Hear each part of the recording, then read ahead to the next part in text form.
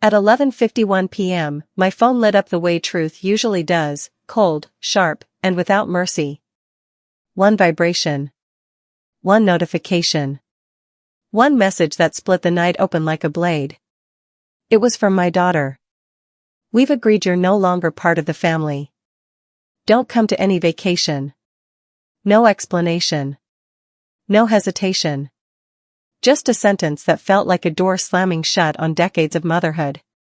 Seconds later, another notification appeared. Her husband reacted to the message with a little laughing emoji. Like my exile was something to be liked, something to be agreed upon, something amusing. I didn't cry.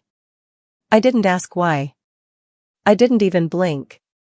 Instead, I sat there in the dim glow of my living room, the hum of my refrigerator suddenly sounding like a witness.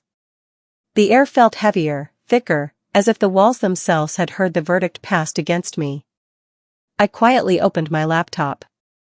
Not because I planned to reply. Not because I wanted to defend myself. But because clarity has a strange way of arriving in silence. The screen brightened the room in a pale wash of blue light as I pulled up the folder that had become my second life, household contributions. Every bill I'd covered for them. Every emergency payment. Every vacation cost I quietly absorbed. Every overdraft fee I swallowed so they wouldn't face the consequences of their own spending. It was all there, neatly documented, the invisible proof of a mother who loved past her limits.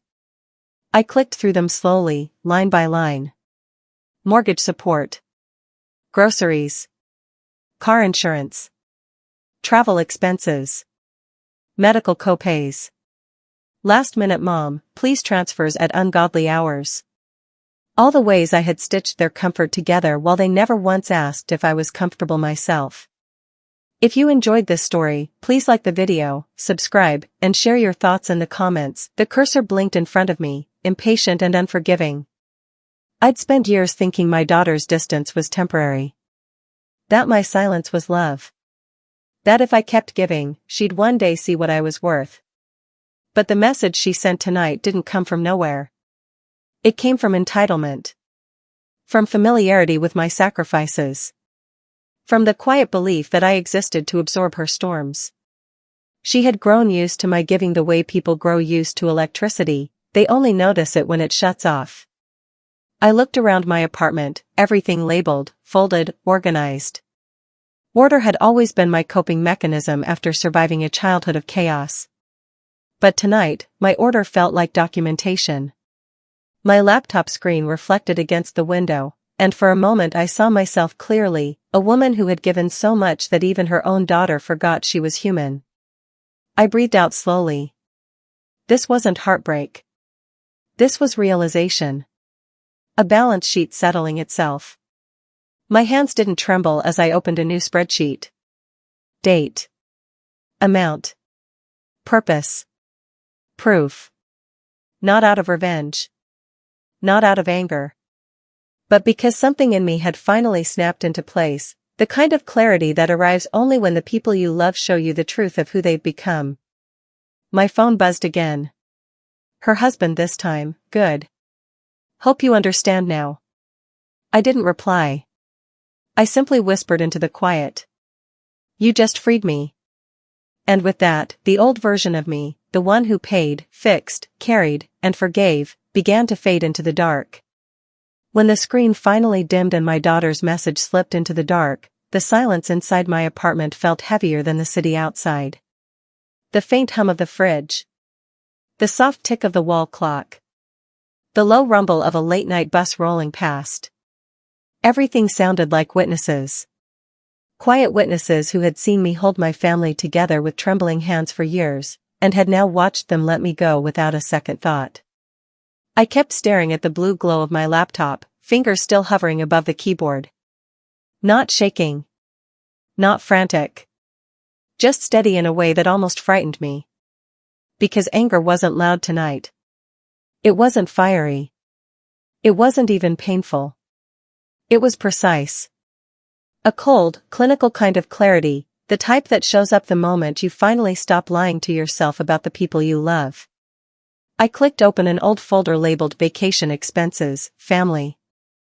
I'd forgotten it existed. Hotel bookings. Flight tickets. Rental cars. Theme park passes. Emergency charges on my card when they forgot their wallets at the resort. Memories disguised as transactions. My daughter always took photos on these trips, smiling, laughing, posing like we were the picture-perfect family. But not once did she acknowledge who paid to put those smiles on everyone's faces. Now she was telling me not to come to any vacation. Funny how the things people no longer need are always the first things they throw away. I clicked on another folder. Utilities I had covered. Medical bills I'd paid before they reached collections. The time her husband asked me for just a small loan of £2,000, which I later found out funded a birthday trip he gave my daughter as a surprise. Everything was there. Neat. Organized. Filed by date. Evidence of a mother who had confused love with punishment, punishing herself by giving until she had nothing left. I did this, I whispered to myself. I taught them I would carry everything. I leaned back in my chair and closed my eyes. Images drifted through my mind, years of moments where I swallowed my own exhaustion just to keep everyone else standing. The Christmas I borrowed money so my grandchildren wouldn't wake up to an empty tree. The Thanksgiving I spent alone because my daughter said the house was too crowded already. The birthday dinner where I sat at the far end of the table like a guest, watching her husband give a toast about how strong our family bond is. A bond one apparently didn't belong to anymore. The silence pressed against me again, heavy, bitter, honest. I opened my eyes and stared at the wall, remembering something my own mother once said. People don't turn on you suddenly. The signs were always there, you just didn't want to see them. Maybe tonight wasn't betrayal. Maybe it was the truth finally catching up with me. At 8:13 a.m., my phone buzzed. A message from my daughter's husband. Good morning. Electricity is off. Did you forget to pay it? No please. No thank you. Just expectation. I stared at the message long enough for my tea to grow cold. They cut me off at midnight, but still expected my money by morning. I didn't reply. 5 minutes later, another text. We're trying to cook. Can you handle this ASAP? Handle this. That's what I'd always been. A handler. A fixer. A quiet solution to problems no one else wanted to deal with. But tonight had shown me something else. I wasn't part of their family anymore. And if that was true, truly true, then maybe I didn't owe them the version of me who kept them warm and comfortable. I put the phone face down and whispered into the morning air. Not anymore. And for the first time in years, I felt the beginning of freedom. By the time the morning light crawled through my blinds, my phone had already become a small museum of missed calls. My daughter. Her husband. Her husband again. 3 messages from him, none from her. Every name glowing on the screen like a ghost of something that used to matter. I didn't answer a single one. For the first time in my life, the silence between us had weight. And that silence felt like proof. I reopened my laptop and clicked through the folders I'd organized over the years, each one a quiet record of the sacrifices no one ever saw. The year her husband lost his job. The year she temporarily moved her family into my house. The year I covered their rent after they were nearly evicted. Every receipt. Every bank transfer. Every overdraft. Every sacrifice I'd buried under the phrase. It's fine. I'll handle it. But as I scrolled through line after line of financial history, something inside me shifted. Not anger, clarity. There's a kind of pain that sharpens you. A kind of betrayal that finally makes everything make sense. I clicked open a spreadsheet and began creating columns. Date, amount, purpose, notes. Not because I wanted revenge. Not because I wanted to punish anyone. But because I finally understood something I should have realized years ago. I wasn't losing a family. I was uncovering a pattern. I typed in the first entry. May 14th, £1,200, their rent, emergency. Then the next. August 2nd, £300, school supplies for grandkids, they'll pay me back next month. Then the next.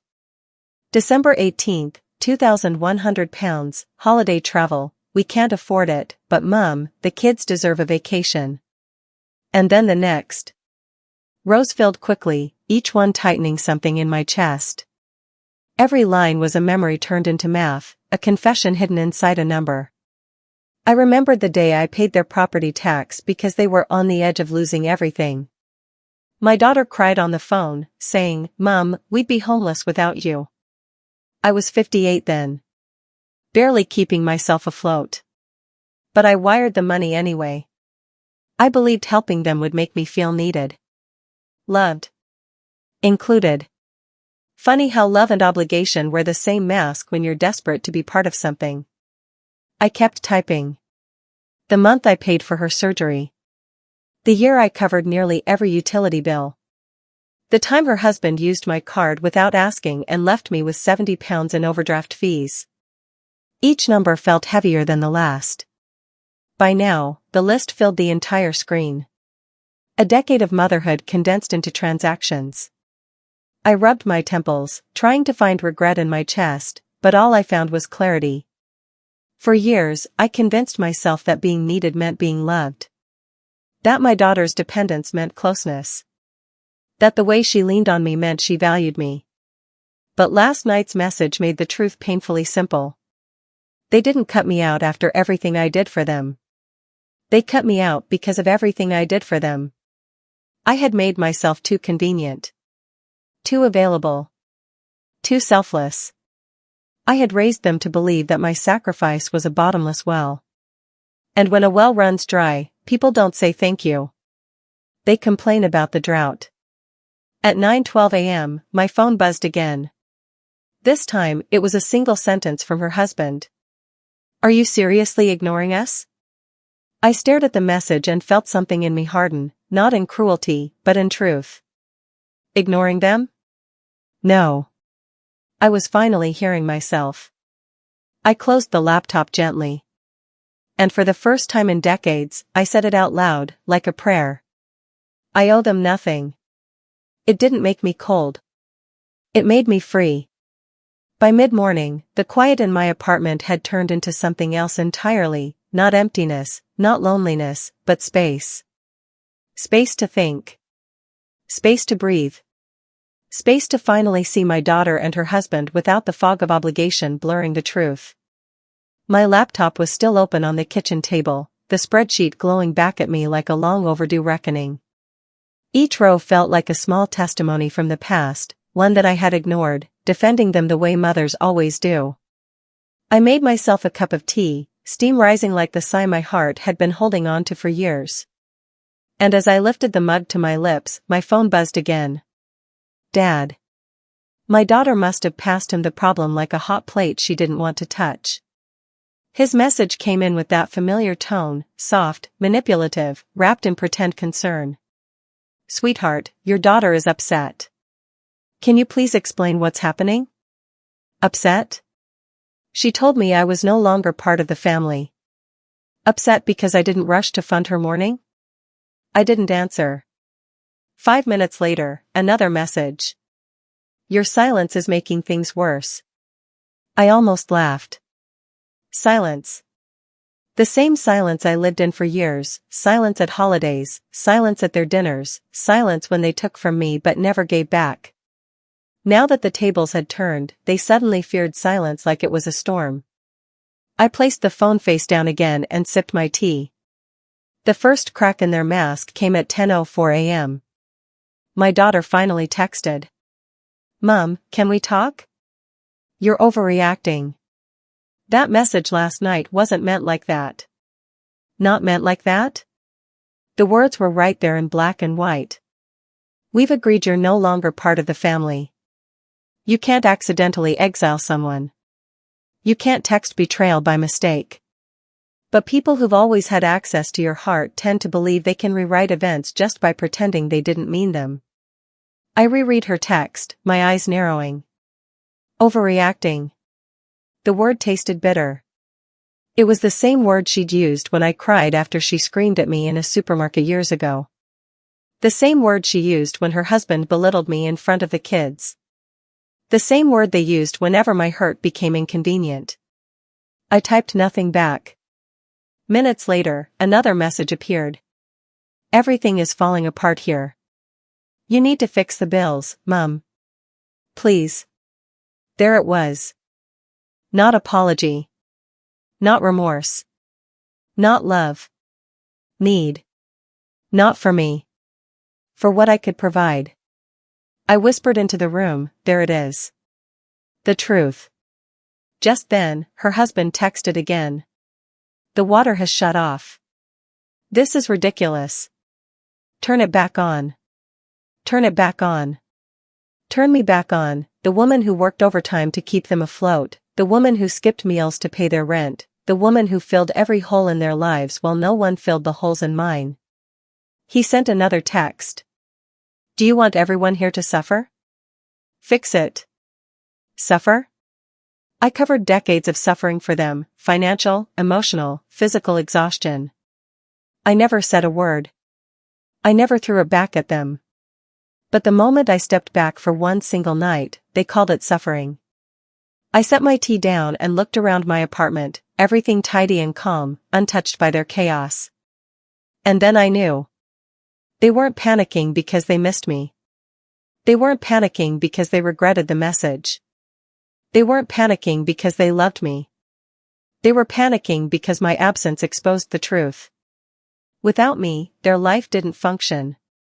At 11:20 a.m., I finally stood up, walked to the window, and let the sun hit my face. It felt like waking up.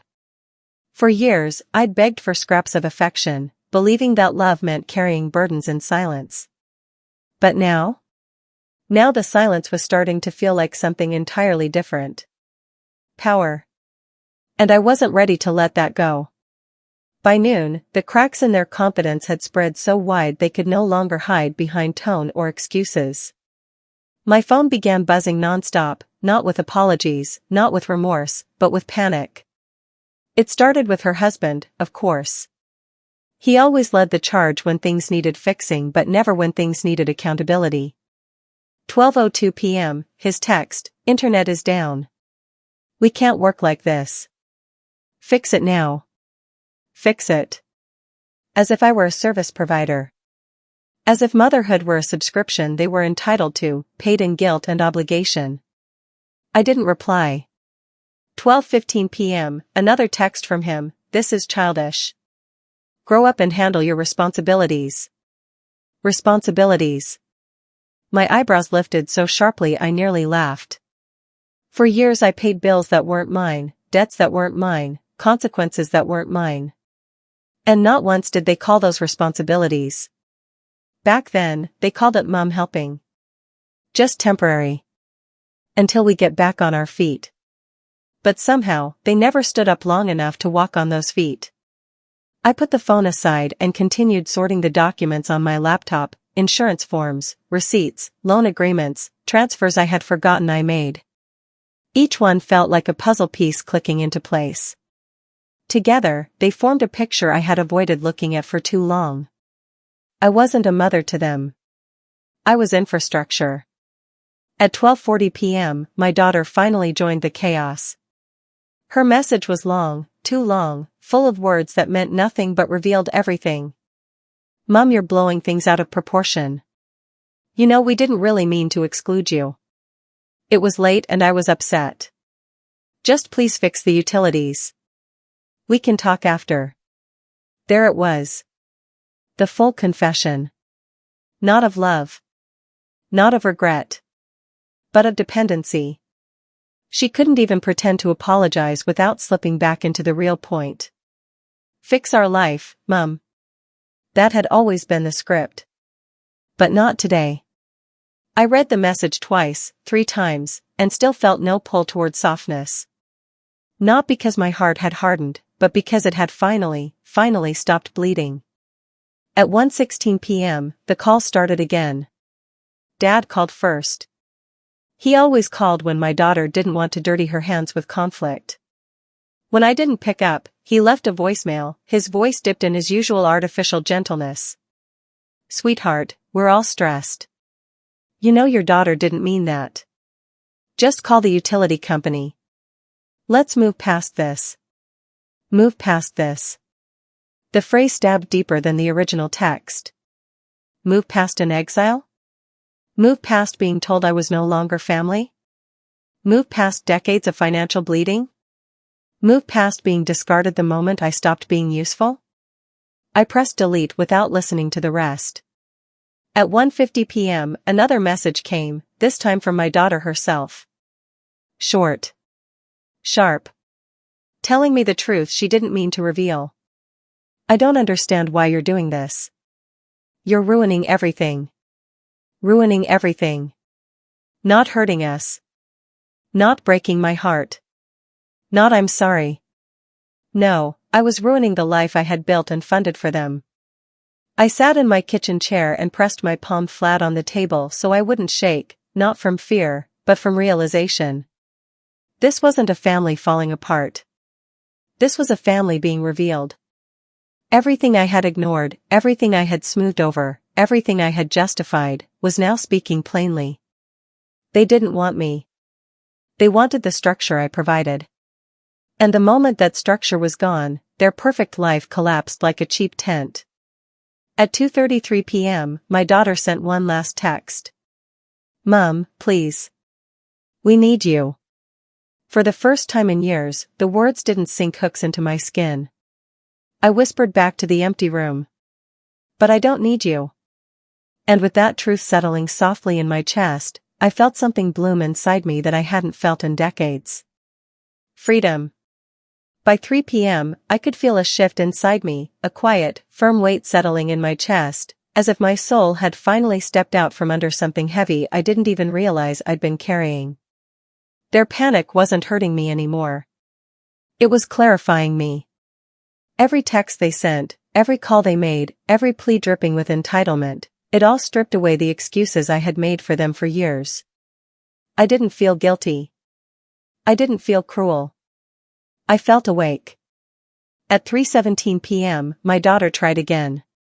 This time her tone had changed, not softer, not kinder, just more strategic. "Mom, can you at least turn on the water? The kids are uncomfortable." The kids. Ah, there it was, the oldest bargaining chip in the family deck. For years, whenever she wanted money, she always put the children at the front of her request. Not because she cared about their comfort, but because she knew I did. I stared at the message, waiting for the guilt to rise in me the way it always used to. But nothing came. Because somewhere between last night's exile text and this afternoon's frantic demands, I finally understood the truth. My love for my grandchildren couldn't continue to be the leash she used to pull me into her chaos. I didn't reply. Instead, I opened another folder on my laptop titled Legal and Important. I had saved every serious document in that folder for years. Wills. Loan confirmations. Property files. Contract copies. I clicked on the property folder and scrolled through the documents. There it was, a file I hadn't opened in years. The deed. The house my daughter always bragged about owning, the one she used as proof that she was doing better than everyone else. It was still under my name. She'd been so sure I would transfer it eventually. She had even thanked me in advance years ago, as if it was guaranteed. But something in me never fully trusted the situation. So I never transferred it. Now, seeing my name on that deed felt less like a coincidence, and more like instinct. A protection I didn't know I'd need. I stared at the screen, my breath catching quietly in my throat. "Dear God," I whispered, "you were protecting me long before I knew I needed it." At 4:02 p.m., my daughter sent another message. "Mom, please stop ignoring us. This is childish. Just do what you always do. Do what I always do. Help. Save. Fix. Heal. Cover. Protect. Provide." While they insulted me, excluded me, mocked me behind my back, and now announced I was no longer part of the family. The irony hit me so hard I nearly laughed. At 4:35 p.m. I made a decision. A calm, intentional decision. Not out of revenge. Not out of anger. But out of self-respect, the kind that had been buried under decades of being needed but never valued. I picked up my phone and scrolled through my contacts until I reached the name I had added years ago but rarely used. Julia, family law attorney, college friend. She had once told me, "Call me if you ever need help navigating family boundaries." I see too many parents drained dry by their adult children. Back then I thought I'd never need that advice. But today, her name looked like a lifeline. I pressed call. She answered on the second ring, her voice warm and steady. "Hello? Is everything all right?" I swallowed the lump in my throat and said, "Julia. I think I'm finally ready to stop being everybody's savior." She didn't ask unnecessary questions. She didn't express shock. She simply said, "Good. Then let's start documenting everything." Her calmness felt like a blanket being draped over a storm. For the next few minutes, she walked me through what I needed to do. What to gather. What to preserve. What to screenshot. What to stop paying. When we hung up, I sat in my chair for a long time, the late afternoon sun stretching across my floor like a path leading into a new life. A life where I didn't have to be the backbone, the wallet, or the safety net. A life where I existed as a person, not a resource. A life where I could say no, and mean it. I closed my laptop slowly and whispered, "This ends today." And for the first time in years, I felt the unmistakable beginning of peace. The moment I ended the call with Julia, something inside me shifted, not loudly, not dramatically, but quietly, like a tired door finally closing after years of slamming in the wind. Her words stayed with me. Document everything. So I did. I pulled my laptop close, the blue glow washing over my hands as if baptizing me into a new life, one where my worth wouldn't be measured by how quickly I could fix other people's messes. I opened my email. Years of messages from my daughter flooded the screen. At first, I just stared, remembering every moment she came to me crying, every late-night crisis, every "Mom, please, I need you." But now, those messages read differently. Not as cries for help, but as patterns.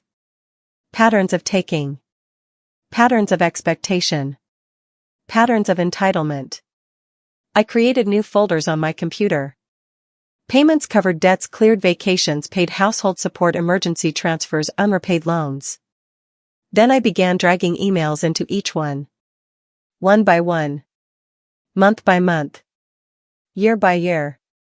Every folder filled like a cup overflowing. And the more I organized, the lighter I felt. It was as if each file I renamed reclaimed a piece of me I had lost trying to earn love that was never freely given. At 6:12 p.m., my phone buzzed again. This time, my daughter's husband sent a voice note, his voice sharp, irritated, rattling with frustration. "This is getting ridiculous.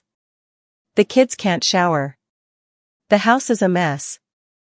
You're punishing everyone because of one text? Seriously?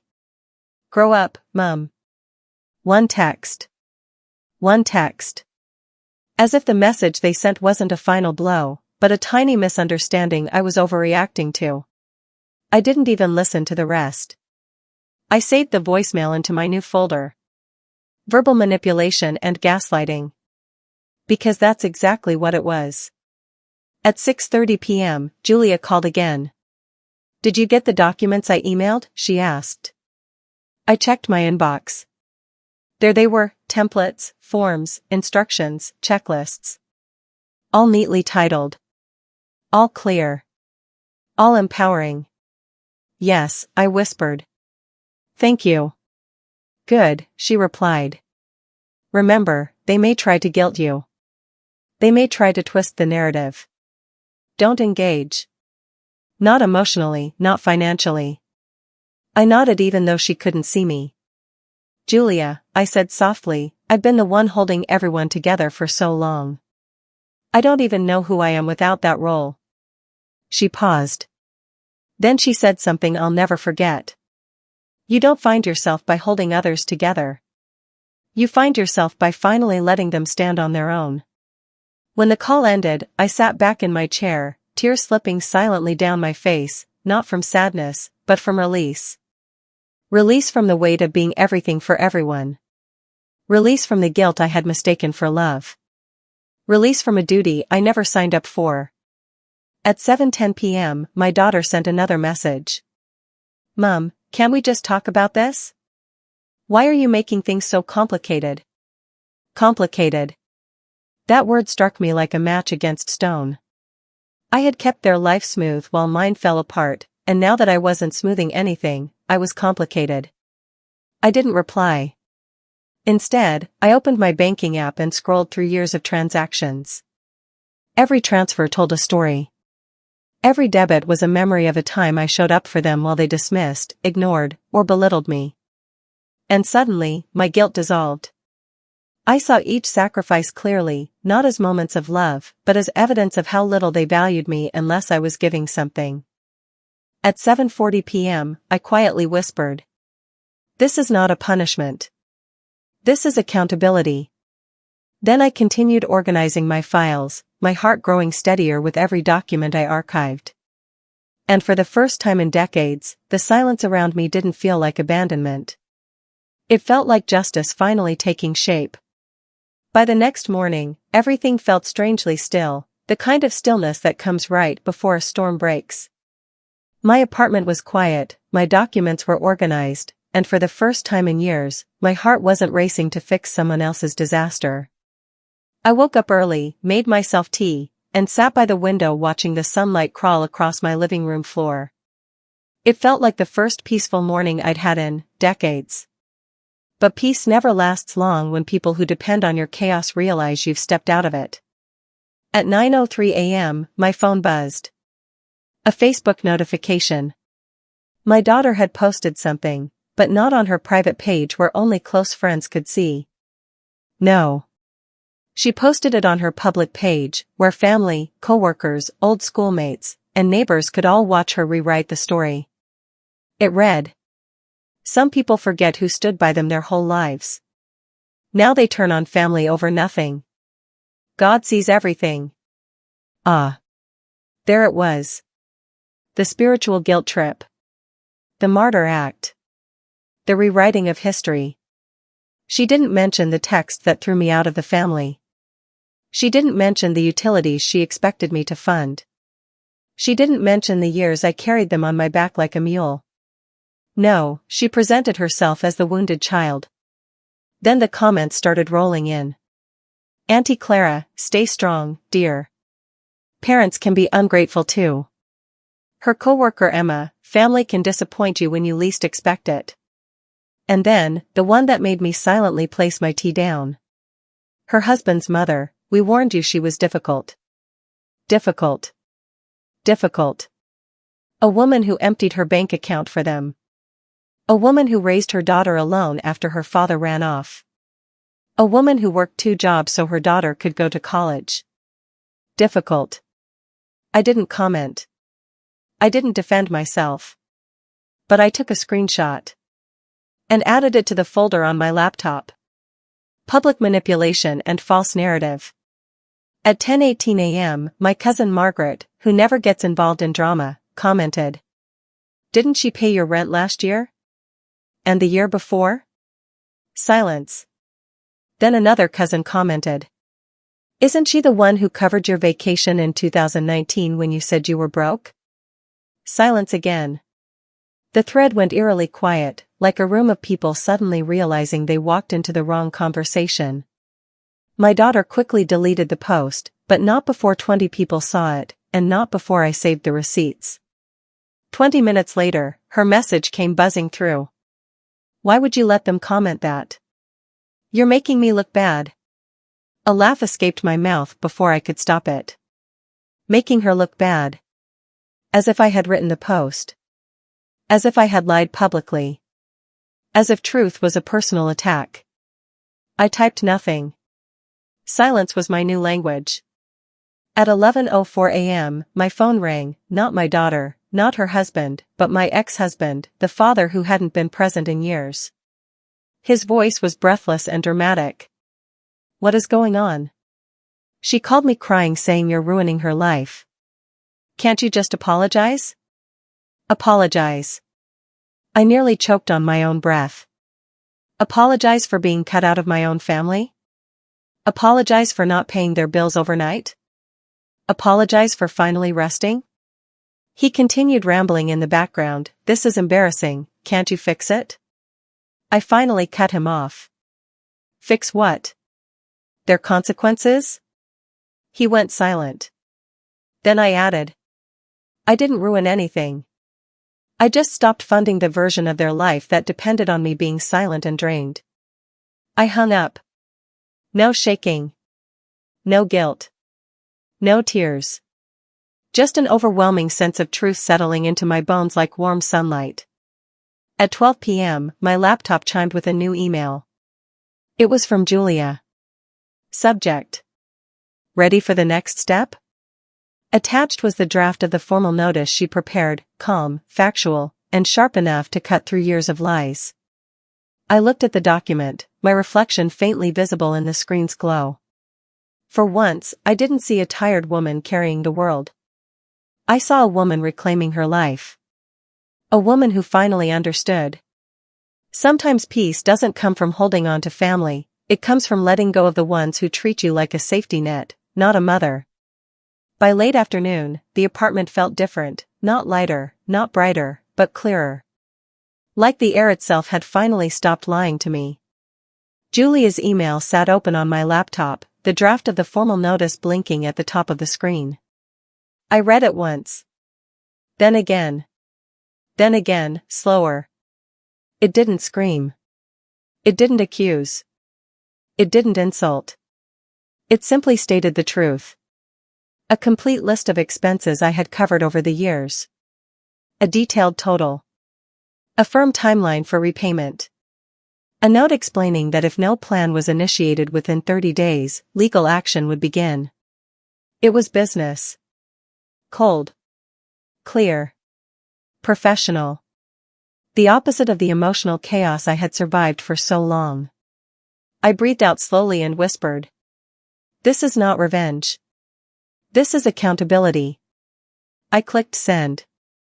And just like that, decades of exhaustion left my body like smoke escaping a long smothered fire. For exactly 12 minutes, there was silence.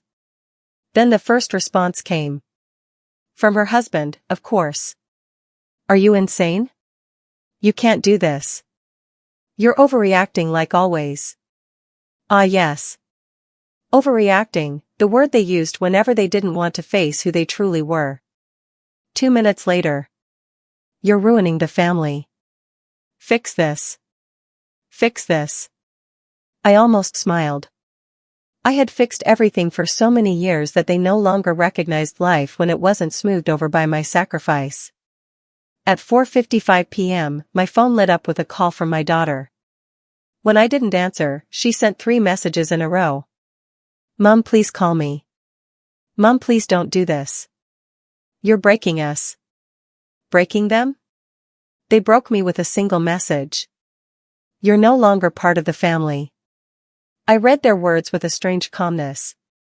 Like I was finally watching the truth unfold without needing to explain or justify anything. At 5:22 p.m., Dad called. This time I let it ring through to voicemail. His voice, thick with rehearsed disappointment, said, "You're taking this too far. We're your family. We need to talk." Family. The same family that voted me out by text message at midnight. I pressed delete. At 5:46 p.m., a new email from Julia arrived. Short. To the point. Perfect. I'll file the demand letter now. Expect more responses from them tonight. She was right. At 6:10 p.m., my daughter finally cracked. Her message wasn't angry this time. It was fearful, desperate in a way I had never seen from her. "Mom, the house, we're scared. What's going to happen to us?" I didn't answer. Because I wasn't God.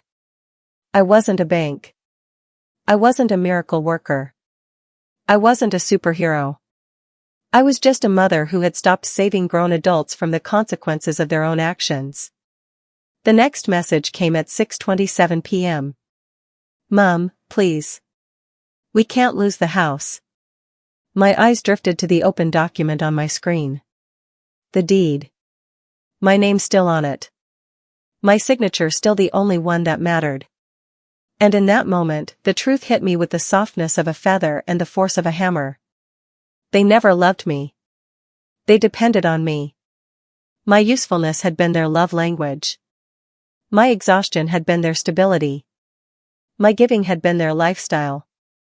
At 6:40 p.m., another message arrived, this one from her husband. It was short. Sharp. Pure panic. Tell your lawyer to stop. Please. Not because they respected me. Not because they regretted the text.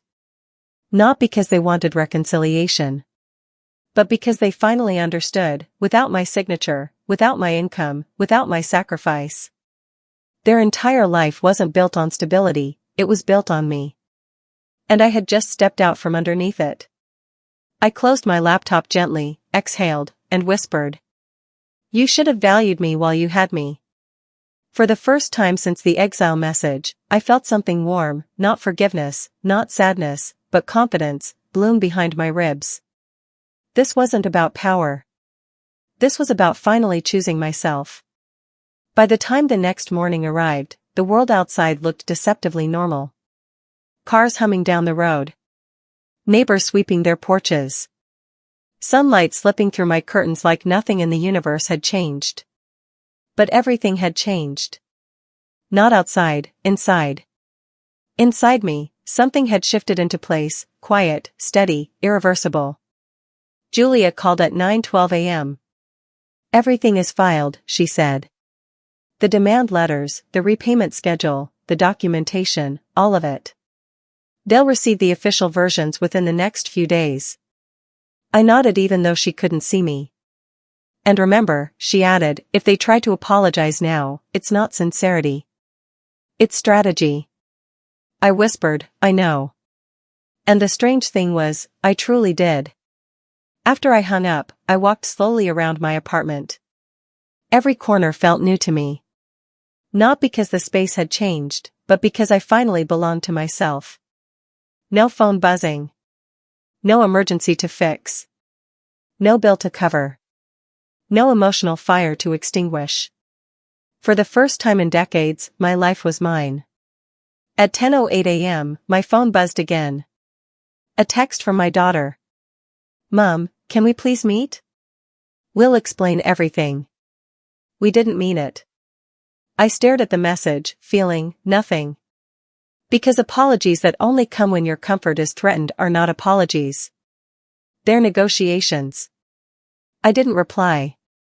10 minutes later, her husband texted. If we agree to pay something small every month, can you cancel the legal stuff? There it was, the real fear. Not losing me. Losing the life they built with my money. I placed the phone down gently and walked to the kitchen sink, letting cold water run over my hands. The truth washed over me in the same steady stream. They never feared losing me. They feared losing the lifestyle I carried for them. At 11:02 a.m., the inevitable knock came at my door. The peephole showed my daughter standing there, her eyes red, her hair messy, her posture desperate. Mum, she whispered through the door, please, we're losing everything. Once upon a time, those words would have shattered me. I would have opened the door, pulled her close, wiped her tears, and saved the day, again. But not today. Today I opened the door only long enough to hand her a printed copy of the legal notice. Her face crumpled as she read the first line. Mum, what is this? Boundaries, I said quietly. Consequences. Accountability. All the things I should have set years ago. She reached for my arm, but I stepped back.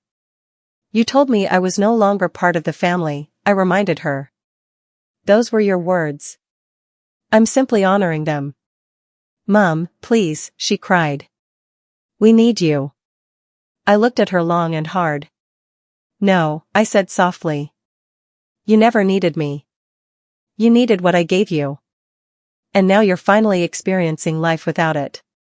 Her husband appeared behind her in the hallway, his voice sharp.